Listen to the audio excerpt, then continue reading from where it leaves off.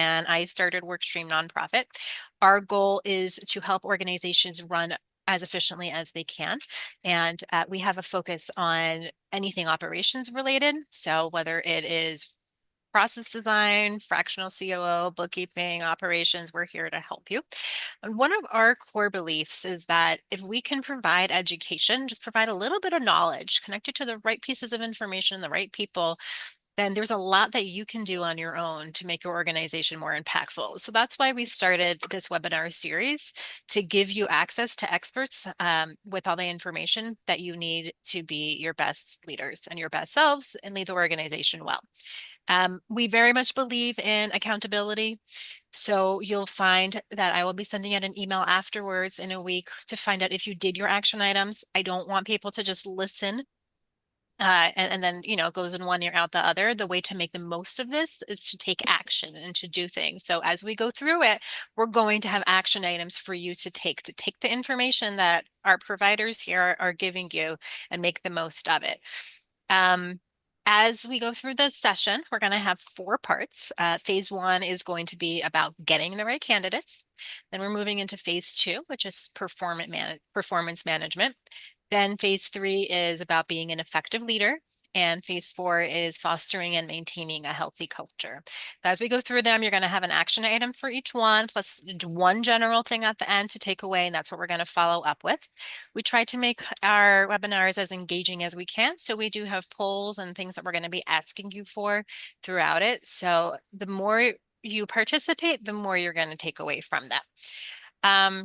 So that being said, I'm going to switch it over to our presenters so that they can give you intros about who they are and what they do so that you have some context when we get through the rest of that. So we're just going to go in the order of how I have it on my screen. Tanya, let's start off with you. Hi, everyone. My name is Tanya Luna. I am part of an organization called Scarlet Spark, and we provide free leadership development and organizational health support to animal advocacy organizations. My background is in organizational psychology. I've also grown an organization, led an organization that grew to 150 people. So I always say I try to blend the psychology with the kind of practical experience. Nice. Thank you, Tanya, for joining us today. And Kristen. Hi, all. I'm Kristen Berger. I'm the president and founder of Berger HR Solutions. We provide outsourced HR support to professional service firms and nonprofits.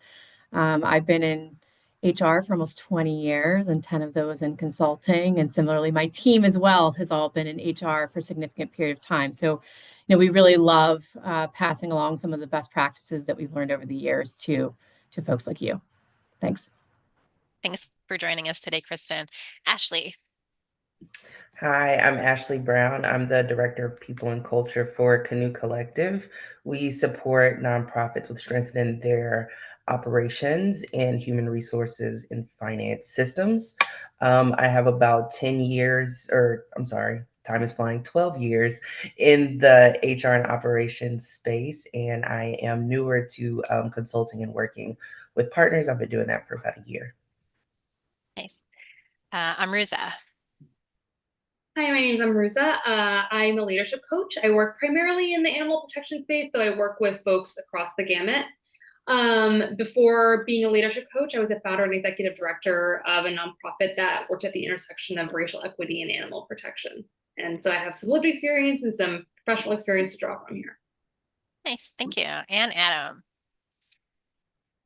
Hey everyone, my name is Adam. I'm a leadership coach as well. My background is in big tech mostly. So I worked in big tech for about 14 years. The majority of that was as a tech leader, sort of manager and manager of other managers. And that's where I gained kind of this passion for leadership and organizational culture, one topic I'm really excited to talk about. And so as my career in big tech sort of wound down, I launched a leadership coaching business for people trying to do the most good that they can in their lives.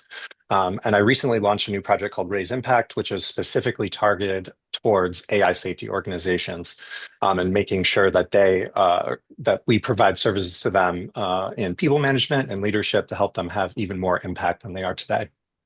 Nice. And Laura is our operations and project manager. We are so grateful to have her on our team, and she'll be the one taking notes as we go through this. So you have a visual also. And she is in charge of our polls and things like that. So thank you all for being here. So first thing we're going to ask you is we have a poll of questions for you of what are the most relevant topics for you. We're going to try to tailor the rest of the session based on what's most relevant, what you're most eager on hearing. So Laura, if you can put that poll out. Or I can do that too, right? That's on your end. That is on my end. All right. So organizational priorities. Okay. Do you all see the poll? Okay, great. We touched over it yesterday, but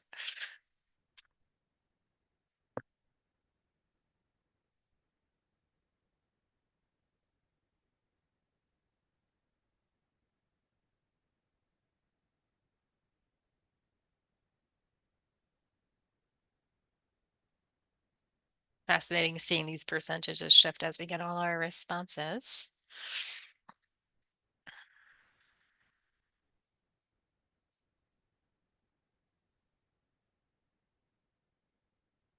All right, it looks like we have office culture being pretty top of mind for everybody, leadership training, and our hiring process and performance management as our focus areas. All right, so thank you all for that. Okay, so we're going to get into our getting the right candidates. So this is probably going to incorporate the hiring process. How do we get you the right people? In order to have the most impact, in order to get things done, you need to identify what it is that needs to happen. You need to create a job description. You need to recruit. You need to hire, and you need to onboard. It's a pretty extensive process. Um, so I'm curious, from those of you who have been doing hiring, what's your biggest challenges? Put it in the chat. If you have any specific challenges in hiring. Laura, probably now we can start the whiteboarding. And Kristen, I think you're probably going to be our biggest expert on here. What do you see as the biggest challenges with getting the right candidates? So there's a couple things I find, though, what I see the most often, especially with our nonprofit clients, is not really knowing what they're looking for, going into the search process. And I find, it's very hard to find the right person if you don't actually know what you're looking for. So to your point, Dina, one thing we highly suggest, I find so many of our nonprofit clients get really excited. Oh, we have the funding for this job and just get it out there. And, I'd really encourage you to take some time and thought to think through what are the key tasks that we need this person to be responsible for. So then you can figure out what are the skill sets that we're looking for, what's the experience or the education, prior work that they've done. But then also to pause not just on the skills, but also think about culturally, what do we need that's going to be the right culture fit for our organization? What are some of the soft skills that we would want this person to have? What's some of the experience that, would balance out our team well? And then from there, once you know what the soft skills and the hard skills that you need, really create a job description. It might be a work in progress. Yes, you might make changes to it, but at least start with a job description. And then from there, it's a lot easier to start being intentional in your search. So thinking about, okay, based on these skill sets, where should we post this job? Based on what we're looking for, what interview questions that we should ask. I know we're limited on time, and this is something I could talk about probably for the full hour. Probably. But one of the things, like a best practice that I would recommend, is this is an area where AI, ChatGPT can be extremely, extremely helpful. So, I will sometimes start out with a job description, just putting out rough bullet points of here's the technical skills that we need, here's the soft skills that we need, here's the title of the position, the industry, here's information about our organization. Please create a job description. And it's amazing how close it can get. Yes, you still want to read it and edit it, but I find it saves a lot of time. The other thing that I will do once I've created that job description is then I will ask, if I feel good about the job description, could you please turn this into a job posting that will attract great candidates. Because what a lot of people do is they'll take the job description and post it. And quite honestly, like you have to remember when you're posting it, it's really you're trying to attract candidates. And job descriptions usually aren't something that would attract a candidate. They're more factual. They don't necessarily give the value proposition or why someone would want to work with your organization. So I find, again, getting that job description that's good for an employee once they start, but then also having it turn into a job posting. Then from there, it's really making sure that you post it in appropriate places. I mean, I know some of you probably have go-to places that you post based on your organization, but there's a lot of different great sites out there that you can post on, both in the nonprofit space as well as just the general business space. And so I find like that slowing down that process, not just going straight from getting the approval to posting, putting some time and thought into it, really make sure that you're set up for success and that you don't waste time looking to fill a position that isn't really the position that you're looking to fill. Yeah, a lot of times, Kristen, you're right on with that. I usually recommend that people like take a look at what is the work that you actually need to do. What are the soft skills? What are the hard skills? And then turning that into the job description, which then also will then turn into performance metrics and evaluation. So it's very strongly connected. Yeah. Now, one thing, so looking at the comments, there are a few things that we had also thought about that are questions. Um, Nonprofits struggle with pay. Like we cannot pay Yes. top market. So Yes. how do you create an employee value proposition? That was one thing that I learned as I was preparing for this to make jobs attractive. And how can everybody here walk away with maybe thinking about how can they create some kind of template for themselves that will be attractive to prospective employees? So I was in terms of nonprofits, like what you don't have in dollars, you have in your why and your purpose. And I think sometimes it's easy, we're in such a money-driven culture. We forget, like many of us are not motivated by money. We're motivated by a sense of purpose and what we're giving back to the community, or something that we're extremely passionate about. I know we have a lot of animal protection individuals on this call, so like that's where I think that job posting is so important. Because, for example, if you had a director of ops job description, that's just a generic director of ops job description, you post it out there, that's not necessarily, and especially if it's, oh, this seems like a really large position and they're offering 50K. No one's necessarily going to jump on that. Where, I find for the job postings, it's getting that value proposition or the why in there, talking about your mission, talking about what's special about your team, talking about any additional perks that you're able to offer. I know many of our nonprofits might not be able to offer top dollar like some of our professional service firms, but they have great company cultures that they can highlight. Different activities that they do as a team, flexibility in their schedules. So that's where that job posting is really important, because it's really the message that you're sending out to candidates on the why. Like, why would you want to come and work for our organization? And I know as nonprofit organizations, many of you have very compelling whys. Make sure that you capitalize on that. Okay, thank you. So that's actually going to be one of your homework items, everyone, that you are going to write a template job description, which captures the why, which makes it exciting for somebody to to engage with you. Now, I have another follow-up question on hiring. Interviewing. I mean, I know I have my own philosophy about how you should be interviewing people. If you post a job on ADK, I don't know how many of you here have done that, but you will get over 100 applicants, which is great. We are doing a great job connecting people to high impact positions. How do you manage that? I know how I do it. What I do it is that I create a set of questions that are a little bit of screening to begin with. And to the point about LLMs, yes, if somebody starts off with, I bring a unique combination, right away that their answer was written by uh, some kind of LLM.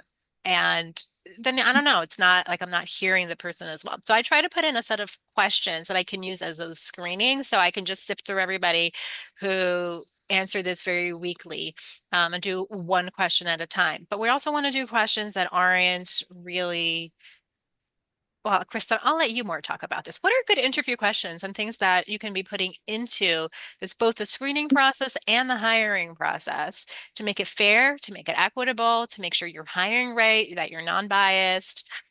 How do you usually approach that? So, in terms of the screening questions when you post, you want to be careful because sometimes you could knock out candidates who would be a really great candidate for experience that you're putting into that question that you don't actually require. So, like, I've had people that put in, I want 10 years of experience. And, honestly, there's employees. And again, some of this is a gender. There's actually studies that show women are more likely to say, well, I only have 8 years of experience, so I'm not going to apply for this position. And so, I think one, if you do put those knockout questions in, you want to make sure that those knockout questions are legitimate knockout questions. Things that it's like if this person says they don't have this experience, they don't have this certification, they really cannot do this job. Um, Once you get the resumes, I do know it's very time consuming. I'm a business owner of a small team or a team of 8. It's very, very hard for us to take the time to take ourselves out of consulting so we have to be really, really efficient. And some of the ways that we do that is one, again, being really clear on what it is that we're looking for so that when we do get those 100 resumes, we can easily shrink it down to maybe a list of the top 10. We then usually have our firm administrator help with doing phone screens for us. So just 15-minute phone screens with each of those, say, those top 10 candidates to see, are they pleasant? Do they have good communication skills? When she asks, like, hey, this is the salary that range for the position, does that work for you? I mean, there's some people who knock themselves out then. They'll say, no, I really need to make 10K, 20K more than that. And so, she can maybe take that list of 10 down to 3 or 4. And then that is when our director of consulting will step in to really do the full blown interviews. And my biggest tip with that is really make sure that you make the most of your time. It's really easy to get off track in interviews, and talk about things not necessarily related to the job.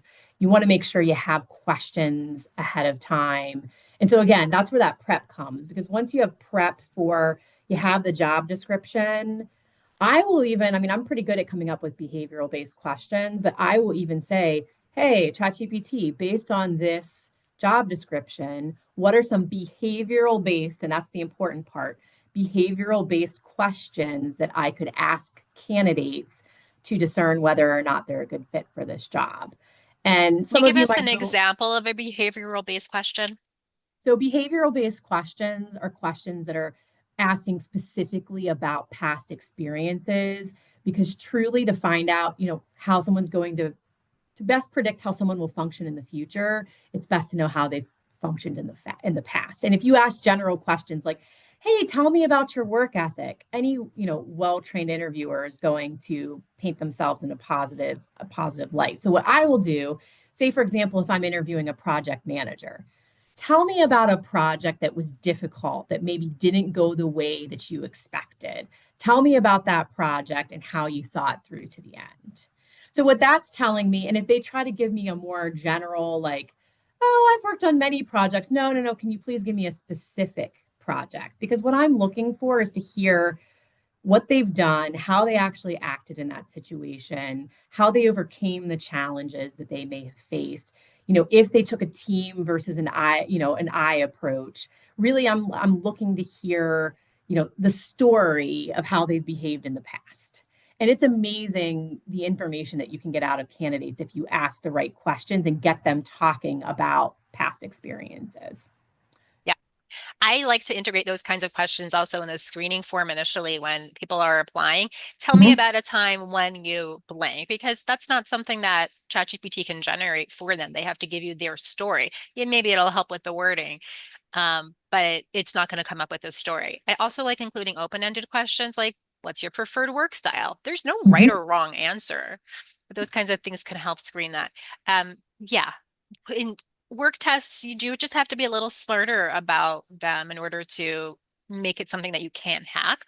My personal opinion is that they're going to be working using ChatGPT or Claude or whatever it is in their work. So if they're using it as a tool, then that's fine. It'll help them screen them.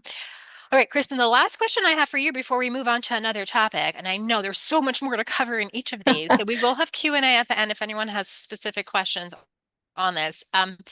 But how do you check for a culture fit? So that's where, again, I think asking good behavioral questions, because you can figure out, like, how does this person actually behave or respond to different things that may happen in the office? So, like, hey, what are some of your biggest pet peeves? And if three of the pet peeves that they have are things that happen in your office on a regular basis, maybe they're not the right fit. Really getting them to talk about their preferences, their experience. But also, I think a lot of it is like knowing your culture, which I know we're going to talk about. But, Mhm. I always say, like, when I'm interviewing, for example, in our professional services side, we have a lot of law firms, and a candidate could be a great fit for one law firm, but I know they're going to be a terrible fit for another law firm. And it's so much of it is just really being honest about your culture, who you are, who's going. Yes, you want there's a trap, because I'm like, you don't want everyone to be the same. You want a diverse workplace, but you want to make sure that some of your core values and way of being are similar in the office. The other thing that I always recommend is that you have multiple people in the office talk to a candidate, especially a final candidate, even if it's for 15 minutes. One, because then you can get the opinion of different people in the office.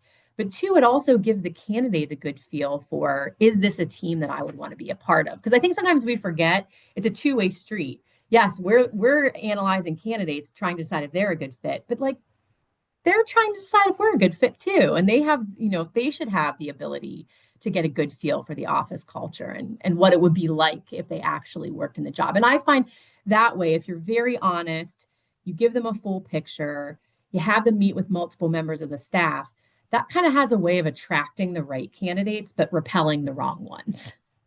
Yeah. Because if you're giving them that honest view, there's some people who are going to say, this is great, this is wonderful, this is exactly where I want to work. And, there's some people who say, this might not really be the right fit for me. And that's why I always encourage clients to be honest and authentic. Don't try to make it seem like your office is all roses and rainbows, because I think we all know every office has its challenges. And I find being honest about those things really makes sure that you get those right people. Okay, thank you, Kristen. Huh? That was very helpful. So your action items again are going to be to create your unique value proposition. Why do people want to work with you that you can include in your job postings going forward? So we're going to put that in the summary for that. We are going to move on to our next section, which is about performance management. That I think really probably all of you have some things to contribute on that. But I think Ashley is probably our more resident expert with that. But we're going to try to pull everybody in here. So I want to hear some case studies, right? So we've gone through the hiring process, right? We think we have an excellent hire. We onboard them. And sometimes it doesn't work out. Do you have any stories that you can share about an employee who went through a great hiring process, but then they weren't managed properly and it didn't work out? Yes, Ashley? I do. I do. The story that stands out for me is someone who was brought in a coaching role. So they were working with communities as a coach.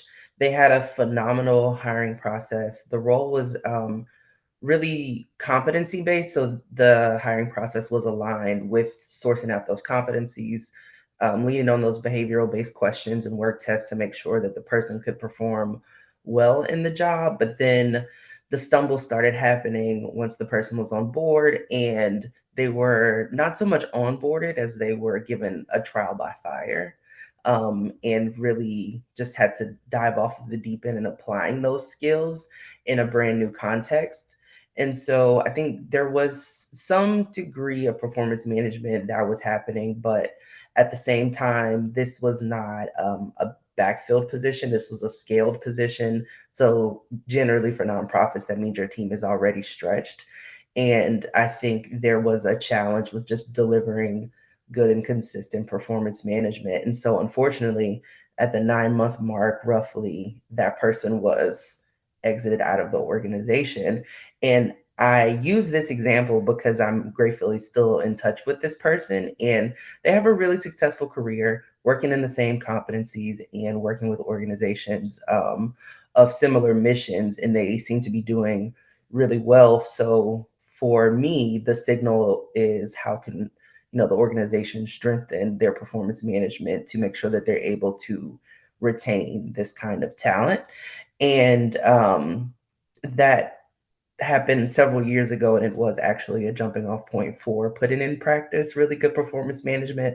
Happy to say the organization that I'm referencing here has a stellar performance management, and I'm not just saying that because I built it, but it was really a lesson, I think, for them in having one of those positions turn over at around the 9-month mark, whereas the average tenure for someone in that role at that time was upwards of 5 years.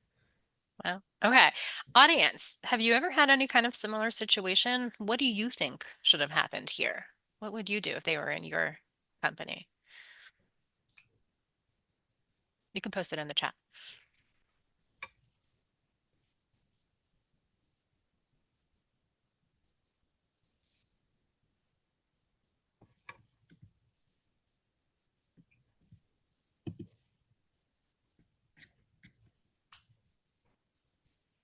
No ideas. Okay. That's one. Tanya, what would you do? Yeah, so I think probably step one, well, you said onboarding by fire, right? Was of course one of the first challenges. Um, so I would say first and foremost, take a look at the onboarding process, and I think this is one of those things that connected to leadership development, which I know came up as a need. Ideally, it starts actually even before day one, where before the person joins, there is both that role description that Kristen was talking about and a conversation about that role description uh, for any role, but especially for leaders. Here's what leadership means to us. Here are the expectations. Any questions, any challenges, anything that you want to make sure that we are clear on before your first day. And then, of course, during the first day, it sounds like one of the big challenges was that the end kind of didn't happen for 9 months. And I always think, we can have the best hiring process ever, but sometimes we're just still not going to be right, even if we do have a great onboarding process. So step one, have a great onboarding process. Step two, be prepared and ready and kind of okay with the fact that sometimes it's just not a great fit. We just want to catch that early for everyone's benefit. And so I think of it as when someone is brand new, we have daily check-ins, maybe for the first 2 weeks, 15 minutes. Hey, what was exciting? What was challenging? What's unclear? And then ideally monthly for the first 3 months, there's a very serious, how's it going? Let's do a retrospective. Is this a fit? I always think that ideally by 3 months in, we can make a serious decision if it's not a good fit. Usually, it's very surprising if you don't know 3 months in that it wasn't quite the right call. And if we're open to that process the entire way, then it's not quite so heartbreaking and stressful if we both know we're going into this, and where we all know we're going into this trying to make it work, but really open to giving each other that two-sided feedback if it just turns out that it wasn't a great fit. I know a lot of people do like the first 90 days is an introductory period so that if you Mhm. have those check-ins, you have those clear metrics, you know how to have those conversations about how they're performing. And by the end of those 90 days, it should be pretty clear. Okay, so similarly, let's say you have an employee and they're not doing so well, and you now have the choice to either figure out how to turn around that underperforming employee or to let them go. How would you handle this situation? Ideally, we want to keep the employees, right? Nobody likes to let people go. It is not great for morale. It's not great for the company. We want everybody to succeed. So, do any of you have a story about how you had an underperforming employee and then how they were turned around? Probably Ashley or Kristen. I would guess you probably have the best stories. I do. This is another one of my favorites. So this person has gone on to do really amazing things. They were brought on as a project coordinator and had a project management skill set and background, but sometimes it's challenging to do project management in a program environment. And so they were kind of building the plane as they were flying it, building relationships, and just trying to do great work. But there was a lot of scope creep in the job itself. So project coordinator became events coordinator, general logistics, administrative assistant. And I was this person's manager, not initially, but about three to 6 months in. And we just looked at the job description, we looked at the excess, and we realized that these are core functions that need to take place, but they're not actually what's driving and motivating this person to do their job well and get to the core parts of their job. So we came up with a plan to systematize and automate whatever we could to build really good systems so that the more in the weeds parts of the job that weren't so oriented towards project management could flow, but weren't so time intensive. And so it took us about 3 months to just quiet the noise and get that person to be able to focus in on just project management and moving strategy forward. And over the course of about 5 years, they found themselves in upward positions and went on to work for a cool Fortune 100 company in their leadership. So, yeah. What I'm hearing is probably a lot of what we're going to touch upon in culture, and that is that you have a supportive leaders, people who are there to help you out, who are motivated to be partners in this all, and we'll get onto that in the culture section. Kristen, if you were designing an ideal performance management system, which is going to be everybody's homework, we're going to be creating a performance evaluation plan. What would you tell people to include? So this hopefully should cover our onboarding, the 30, 60, 90-day checks. What should it look like? Yeah, I think one of the things we see is so much when people think of performance management, they think of the latter stages. So, like when you are putting someone on a performance improvement plan or going to a termination, but really the real work is upfront.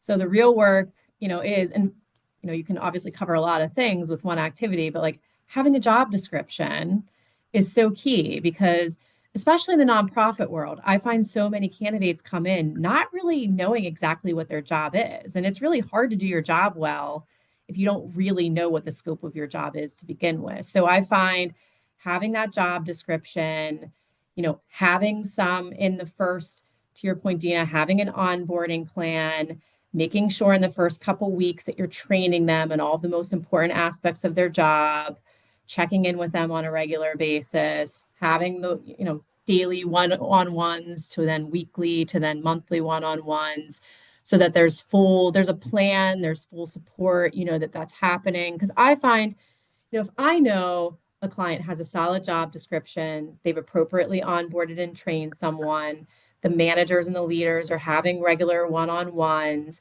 and someone still isn't doing well at that 90-day mark, it's usually because either they don't have the right attitude, which those ones tend to be the most obvious of, this person just isn't even trying, or this person is really putting forth a good faith effort, but they may just not be the right fit for the job.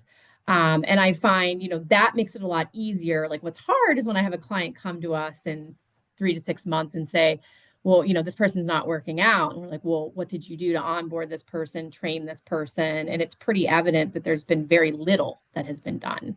Where I find if you make that effort, it's a lot easier as a manager to say, you know what, we've done all of the right things, we've done our due diligence. This person just truly isn't the right fit. And I also find you get a better response from the employee because usually if you've been having those one-on-ones and the training and everything, by the time you get to a termination, there really shouldn't be any surprises. And that's really what I say performance management should be all about is no surprises, very clear expectations, clear support. And it's really just about having regular and honest communication two ways. The other thing that I'll say before I hop off on is for nonprofits specifically. I find our nonprofits are usually the most hesitant to fire people. I have people who want to fire people too fast. I have clients who want to fire too slow. A lot of times, fire too slow is from the nonprofit space, very kind hearted, want to give people a chance. And that's why I say make sure you're setting yourself up so you feel confident that you've done everything you can. That makes it easier to make the decision to terminate. Um, and then also it just makes it, if you feel like, okay, we've done all of these things, these expectations are clear, this person just isn't performing, it makes it easier to make that decision, especially because in your small world, it's impacting other employees. It's one of the things I tell clients all the time. I'm like, I know that it's hard to terminate this employee, but think about the other 6 employees that are impacted because this person just isn't up to speed. And so, like, think of those 6 people when you're making this decision, not just the one. And I find that helps a lot of our nonprofit clients overcome those difficult conversations, and putting someone on a performance plan or terminating. Yeah. I mean, there's a lot to follow up, discuss with that. Like, what do you do with volunteers? But I don't think we have time to talk about that. If people are Yeah. really Can I? passionate about it.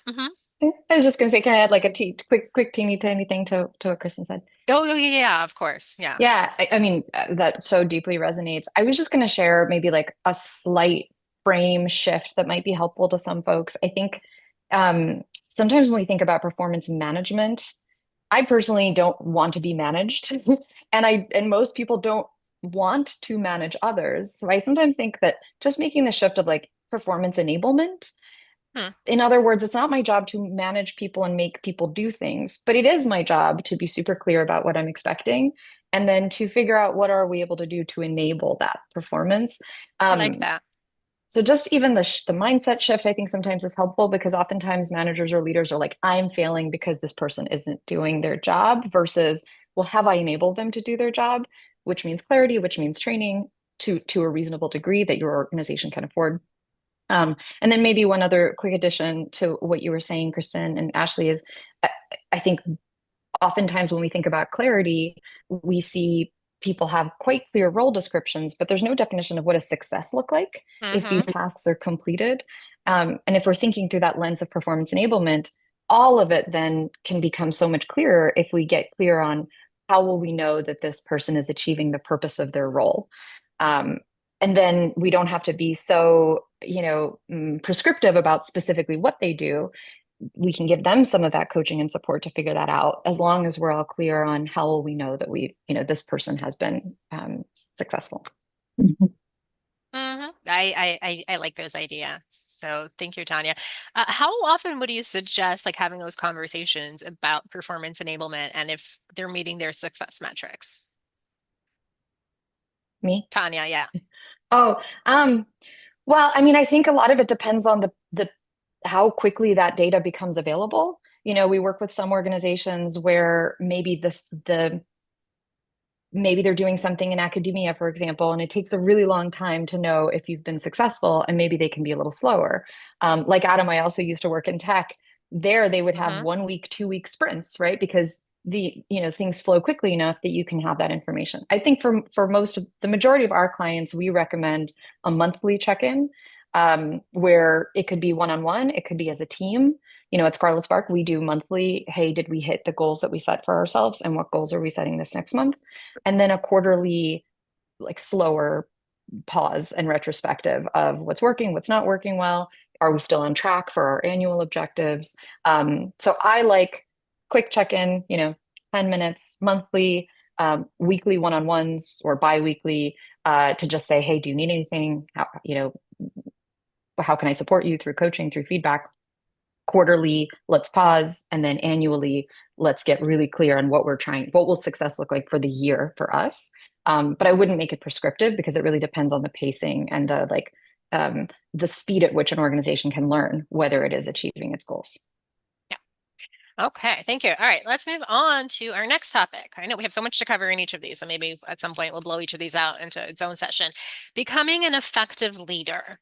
First of all, how many of you got formal management or training before you became responsible for managing others? Quick thumbs up if you did. Which I don't see very many. Most people don't have that, and they're just put into this situation. And that's why it's really important to have people to help you become better leaders and managers. So, Adam, a lot of times people are promoted into the position of being managers. and they were good at being good contributors, but they don't have this management training. How would you advise people to not make this kind of mistake? And if people are in this situation, what do you do to help them?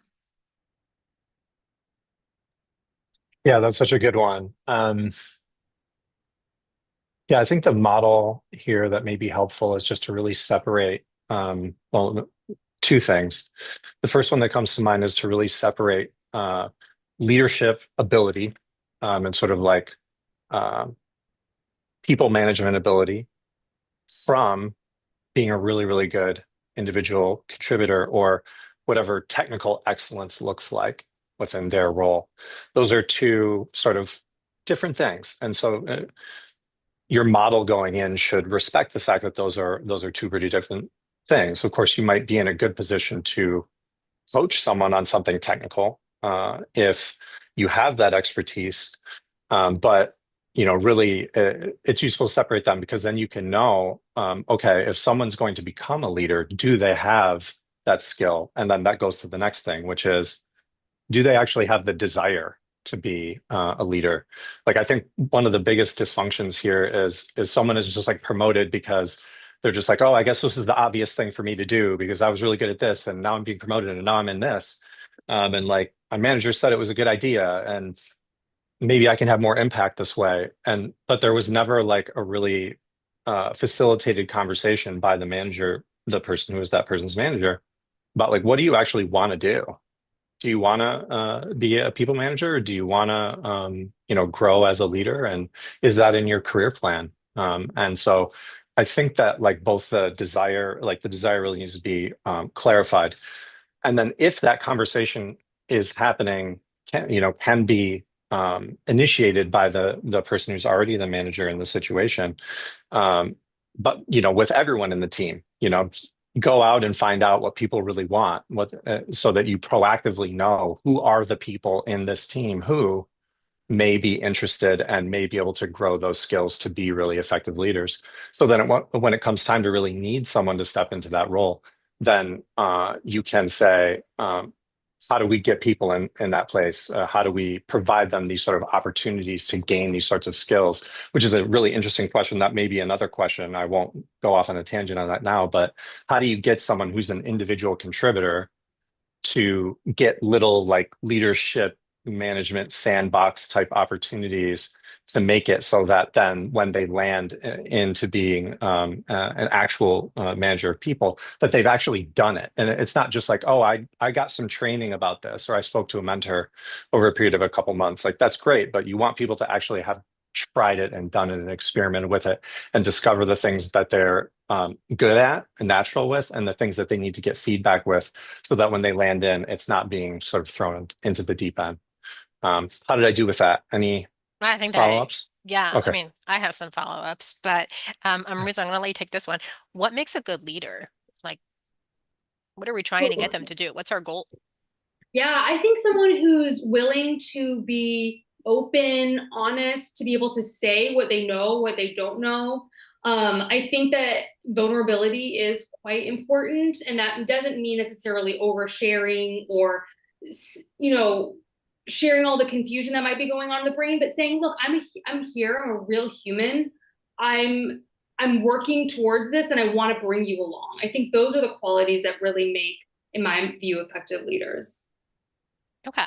So, well, like whatever everyone's homework item is going to be is to identify somebody in your team who wants to be a leader, who wants to be able to grow, and set up a time to talk to them and help them be able to develop. So that gets back to your point, Adam, is how do we develop these leaders? Yeah, it's a good one. I mean, I think, yeah, I was actually just coaching someone on something related to this, so I'll go kind of specific for a moment, but maybe it can be generalized.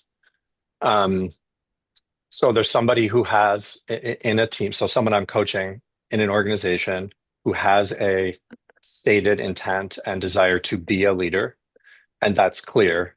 Uh, and now this person is kind of saying, okay, um, what do I do to grow into that role and like really engaging with their manager to figure that out. And one of the great things they figured out is to have him mentor someone else in the team and identify things that that person could really use feedback on. And because one of the most important things for a leader to be able to do is to like uh, really take an interest in someone from a place of caring and from a place of understanding, how they can reach their goals, and what are their goals, and then saying, how can I give them that feedback, even when it's tough, even when it's really hard to say that they're not doing the things that they need to perform or meet their goals. That this gives this person an opportunity to work with someone else who they don't manage, but observe their growth areas and work with them, and then because they're working hand in hand, he can give her that feedback and he can grow that skill, that really specific skill about feedback and leaning into some of those tough conversations. So that's one specific thing that I think is a really central leadership skill. That is one way to do that. It's kind of a bigger question. So I want to just stop there, and if maybe we can pass to someone else, or if you have other follow-up questions, feel free to let me know. Yeah, well, whichever panel members can also contribute to what are the most important skills a leader needs to have? Ways or perspectives or way of thinking or the way the organization is looking at leadership. And this might just get into the culture, which we can jump into next. But Riza, Kristen, Tanya, Ashley, do either of you have a thought you want to comment on that? If not, we can just move on to culture because I think the culture really supports that. I was going to say the quick thing I have to say is I think it comes down, we talked a little bit about vulnerability to knowing themselves. I think to be a really good leader, you have to know yourself, you have to be self-reflective, you have to be willing to call out your strengths, but call out the things that maybe you're not as strong in and be willing to delegate those things to others on your team. Like you have to realize you can't always be the be all end all. And so I think it's really knowing yourself. And so that's one area I'm not a big like as an HR consultant, like, oh, take all the assessments you can take.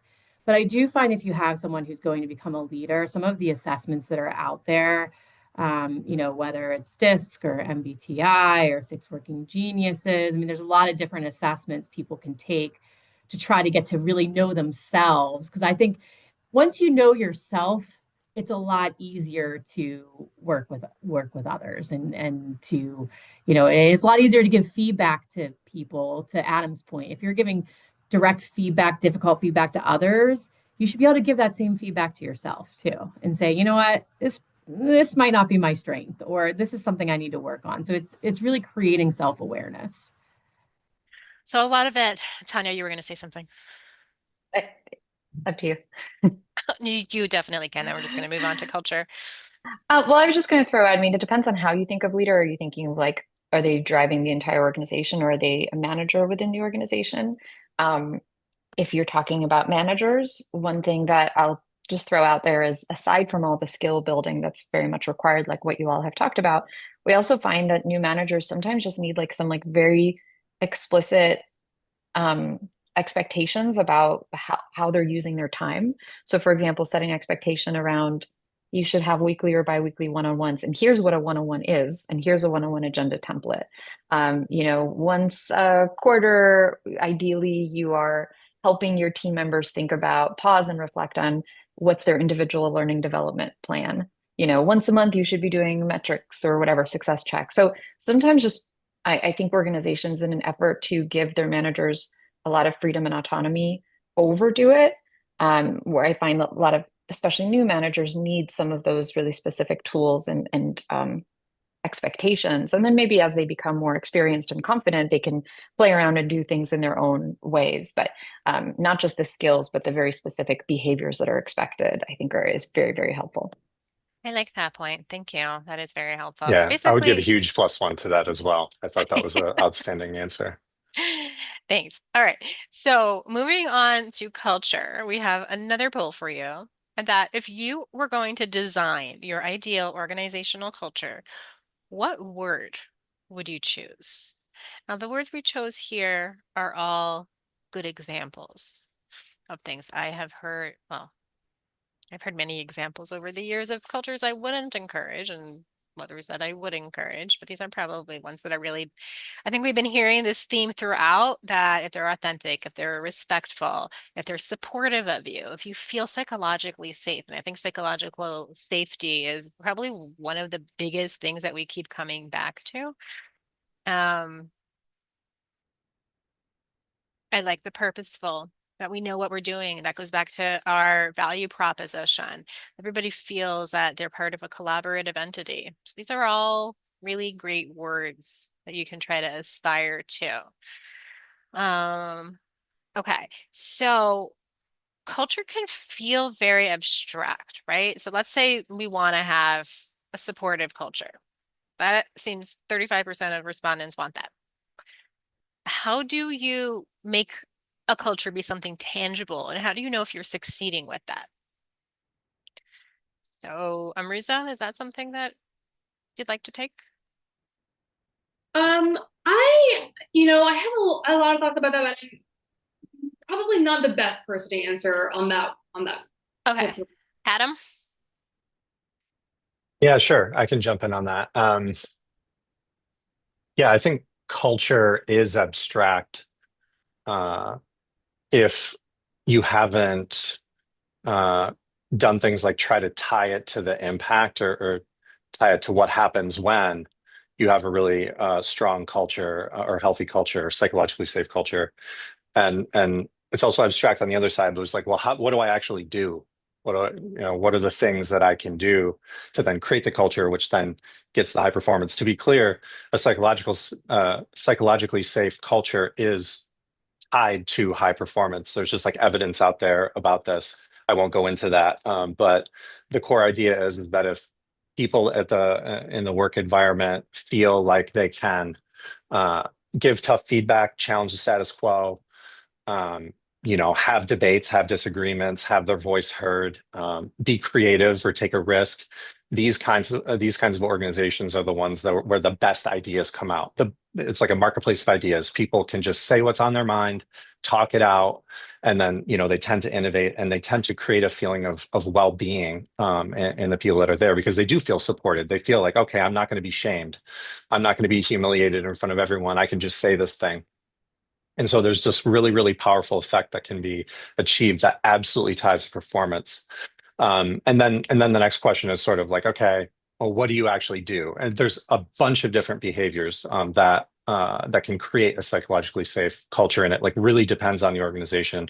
I could start throwing things out there. I probably will throw a couple things out there, but it's like so dependent on like the people leading the org and kind of where they are.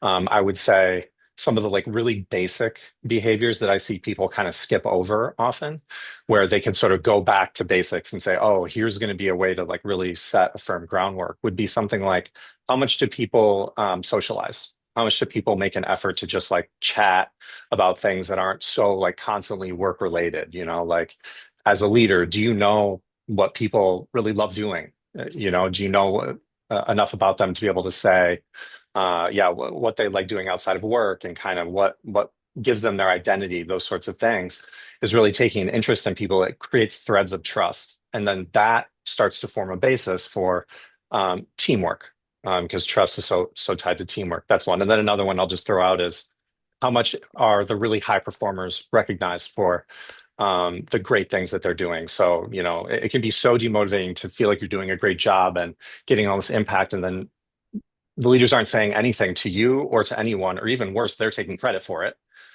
And it's just like, that's terrible, right? But if you really recognize excellence all the time, praise publicly, make sure that things are not skipped over, tied to the impact of what the person did to the performance of the team and the customers, then you're going to see more trust start to build up. So those are just a couple really base behaviors. There's more, but I have been speaking now for a few minutes, so I want to pause there and pass to someone Thank else. you. And I'm just recognizing our time also. Tanya, people very now are working in a hybrid culture. People are remote all over the place. So how do we make a good culture when we have a distributed workforce? Um, I want to answer your question, but I also want to answer your other question. Can I try to do Okay. both very You can do efficiently? both of them. Yeah. Okay. All right. So maybe first I'll just add, I feel like I'm like the definition police today, but I'll throw out maybe how I think about culture, or have I found it Okay. useful to think about culture. I think there's culture, which is like what is distinct about us. So culture is what is normal here, like what are our ways of doing things. And there's elements of culture, which is, what are our values and how do we bring them to life? And how is that distinct from every other organization? That distinctiveness, I think, is quite important because it helps you attract the right people and it helps you detract the people who won't be a great fit for that organization. I've sometimes heard values referred to as like hot sauce. Some people should love it and some people should be like, oh, that's not for me. Um, so I think there's like what's distinct about your organization. And that should be ideally tied to what is the purpose of your organization? What are you trying to achieve? What research shows is that the more people feel aligned with the organization's value, the more committed the organization's values with their values, the more committed and passionate they are about it. And then there's like organizational health, like psychological safety, Adam, that you're talking about. Like ideally, that's in every organization. I can't think of an organization that's like, no, psychological safety won't be good for you. So I think there's sort of in general, we want to be respectful, we want to be supportive, and so much of that is what Adam talked about. So much of it is just asking your organization, your team, hey, what is it like? What's working? What's not working? What would make you feel respected? What would make you feel supported? And then there's the distinct value stuff. So, for example, maybe you're an organization that deeply values learning in a really intense way. And you expect that everyone who's here, they're always going to be learning, they're always going to be teaching. And so you want to take that value and embed it in terms of what it looks like when it is practiced. And then you want to think about what does it look like when it's violated. And then you want to embed it really specifically in your hiring process, in your onboarding process, in your assessment process, all that kind of stuff. Thank you. And then to quickly touch on how do you do it in a hybrid world, the same exact way you would do it in an all remote world versus in an all in-person world. I think just even more deliberately, making sure you're being really explicit about this stuff. You probably don't have walls where you can like put announcements and values. So how do you find different communication channels? And then to Adam's point, there probably need to be more ways to connect both one-on-one, in small groups, and in large groups. Thanks, Tanya. So everyone's homework for today for that particular one, is going to be what I think is like of a culture log. Just observe. We know what our culture wants to be. Just at the end of the day, think about, did we do anything that strengthened what our intentional culture is? Did we do anything to weaken the intentional culture?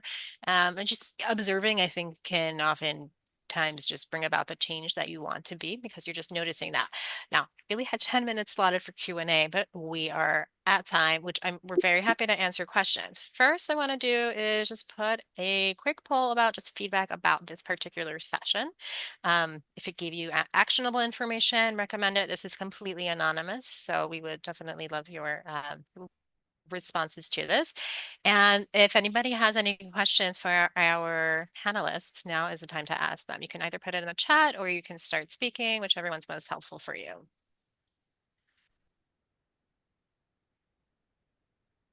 I would like to ask a quick question if that's Yes, okay. absolutely. So I think the question was like, as a nonprofit grows in size, so we are about 60, but I was thinking like maybe a little smaller than that at that size and larger.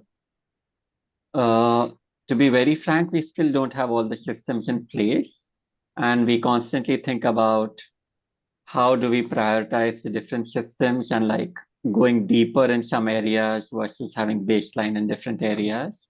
So do you all have any guidance to like, as organizations scale in size, what's appropriate at what size? That's a good question. All right, which panelist wants to answer?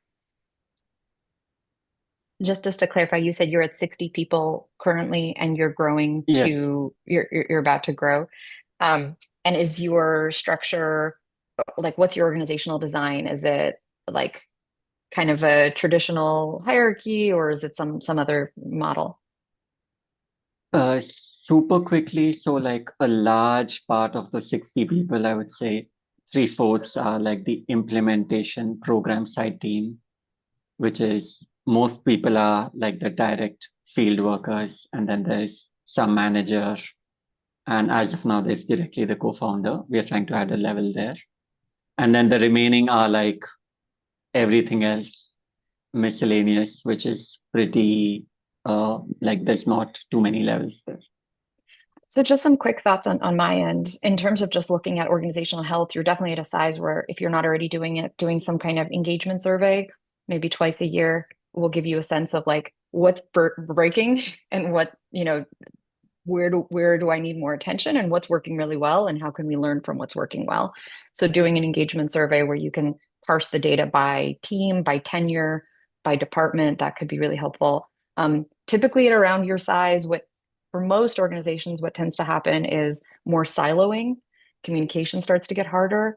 So starting to really think through what are some kind of like what I mentioned earlier, like what are our different communication channels? How can we have different spokespeople sharing the same message in different ways? How do we create cross-organizational alignment and communication and sense of togetherness? So maybe that's like at my last organization, we used to do this thing probably when we got to around that size where every month there would be like an opportunity for a team to share what does a day in their life look like? What are they working on? What are they celebrating? So yeah, the communication clarity, the preventing siloing by having really clear connection. And probably the third thing is, well, you'll often start to see motivation start to go down a little bit at that point because people don't feel quite as much of a sense of, I know how I'm making an impact. So really investing in whatever it is your organization does, like put the impact that you're making front and center, and show people, especially in the nonprofit world, it's so critical to understand how does my specific job achieve our goals and our mission. And sometimes it's just like once a quarter, let's pause and talk about what we've achieved, or is it an opportunity for whoever the benefactors are of your work to be more visible? But yeah, I would say like meaning, connection, and communication tend to break down as we move from around the 50 to around the 100-person mark. Thank you. All right, any other questions before we let everybody go? All righty. The one takeaway I just want you to be thinking about is what are you going to be doing differently this week to becoming a stronger leader and to support your team? And thank you all for joining, and especially to our panelists. I'm going to be sending out a link to the recording, a link to Laura's notes, and a summary of what your action items are. And I'll be following up next week also to see how that progressed. So holding you accountable, making change, making you all stronger leaders and developing stronger workplaces. So thank you all for joining. And we'll see y'all next time. Thanks, everyone. Thank you. Thank you.